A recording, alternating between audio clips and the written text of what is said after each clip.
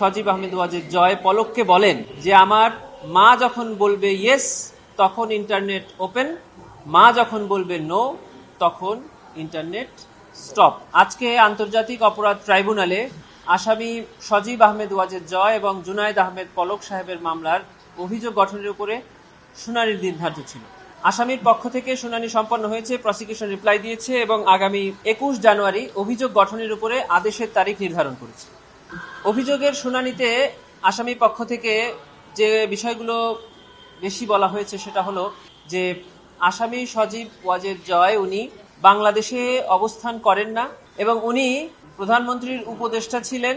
উনি এই জুলাই গণঅভ্যুত্থানে কোনো ধরনের অপরাধ সংগঠন করেননি।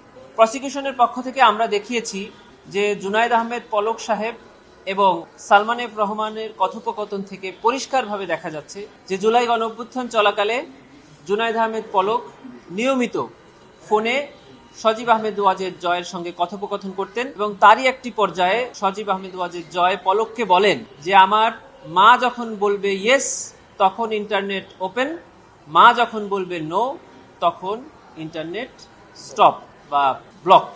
এই কথোপকথন এটি আজকের ওপেন কোর্টে আসামি জুনায়েদ আহমেদ পলক স্বীকার করেছেন যে হ্যাঁ, এই জুলাই গণঅভ্যুত্থান চলাকালে উনি কথোপকথন করেছিলেন, কিন্তু উনি কথোপকথনের সাবজেক্ট ভিন্ন খাতে নেওয়ার জন্য বলছেন যে আমি ইন্টারনেট সচল করার জন্য অনুরোধ করেছিলাম, কিন্তু কথোপকথন যে উনি করেছেন এটা অ্যাডমিট করেছেন। আজকে ওপেন কোর্টে জনাব পলক সাহেব কথা বলেছেন ট্রাইব্যুনালের সামনে এবং এটাতে উনি বলেছেন যে উনি ফেসবুক স্ট্যাটাস দিয়েছিলেন কিন্তু উনি রিউমারকে বন্ধ করার জন্য দিয়েছিলেন।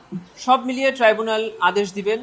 আমরা মনে করছি যে ওনারা যেহেতু অ্যাডমিট করেছেন, ওনাদের লয়াররাও বলছেন যে এটি সাক্ষ্য প্রমাণ ছাড়া নিরূপণ করা সম্ভব নয়, অর্থাৎ আমাদের প্রেয়ার হলো যে চার্জ গঠন হবে এবং প্রসিকিউশন সেটা প্রমাণ করতে পারবে। ওনারা যে কথাই ট্রাইব্যুনালে আজকে বলেছেন প্রত্যেকটি সাক্ষ্য প্রমাণ দিয়ে প্রমাণ করার বিষয়, অতএব চার্জ গঠন না হলে সাক্ষ্য প্রমাণ উপস্থাপনের সুযোগ হয় না। প্রসিকিউশন বলেছে যে চার্জ গঠন হোক। প্রসিকিউশনের কাছে অকাট্য ডকুমেন্টারি এবং মৌখিক সাক্ষী রয়েছে যা দিয়ে প্রসিকিউশন তাদের দুজনের বিরুদ্ধে আনিত অভিযোগ প্রমাণ করতে সক্ষম।